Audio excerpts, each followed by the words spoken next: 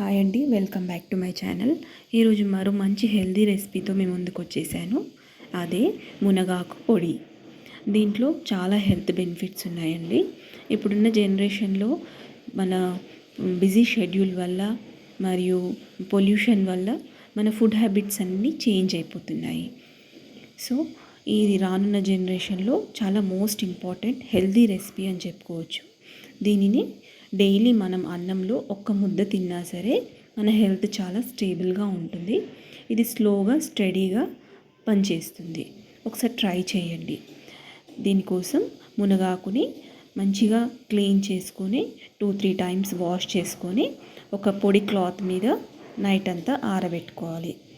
Next day మార్నింగ్కి మంచిగా ఆరిపోతుంది.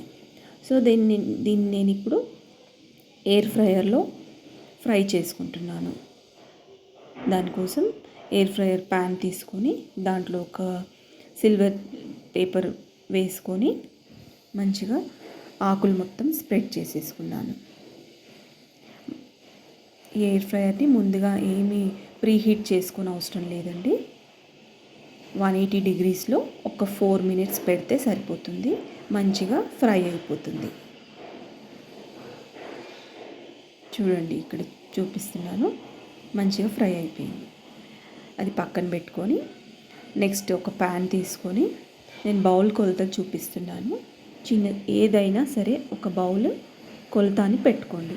నేను ఒక బౌల్లో ఫుల్ బౌల్ ఆఫ్ శనగపప్పు వేసి దాన్ని మీడియం ఫ్లేమ్లో స్లోగా మంచిగా ఫ్రై చేసుకోవాలి.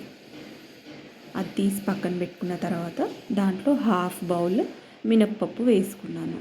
మినప్పప్పు కూడా మంచిగా ఫ్రై చేసుకోవాలి.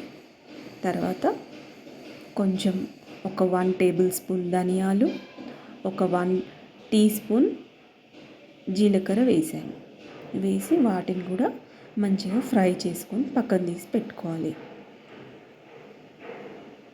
చూస్తేనే కలర్ చూస్తే మీకు తెలిసిపోతుంది ఫ్రై అయినట్టు. అవన్నీ పక్కన పెట్టుకోవాలి. తర్వాత నేను 10 ఎండుమిరపకాయలు తీసుకున్నాను.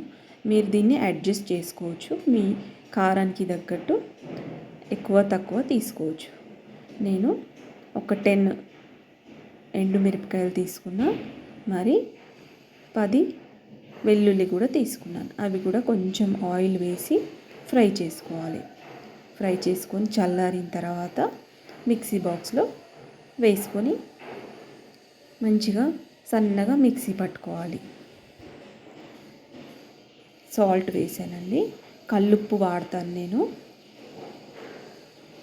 చూడండి, ఇక్కడ మంచిగా మిక్సీ పట్టేసుకున్న తర్వాత ఇప్పుడు నేను వేసేది చాలా కీ ఇంగ్రీడియంట్ అండి. చాలా ఇంపార్టెంట్ దీంట్లో వేయడము. అదే ఎండు కొబ్బరి వేసాను. ఏ కప్పుతో అయితే శనగపప్పు తీసుకున్నామో అదే కప్పుతో ఎండు కొబ్బరి పొడి వేసాను. తర్వాత దాంట్లోనే ముందుగా ఫ్రై చేసి పెట్టుకున్న ఆకుని కూడా వేసుకోవాలి. అంతే అండి, మిక్సీ పట్టేసుకున్న తర్వాత ఇలా అయిపోతుంది. దీంతో రైస్ రెసిపీ కూడా నేను చేస్తాను. నెక్స్ట్ వీడియోలో అప్లోడ్ చేస్తాను. లింక్ కూడా డిస్క్రిప్షన్లో ప్రొవైడ్ చేస్తాను. ఒకసారి ట్రై చేయండి. Bye for now.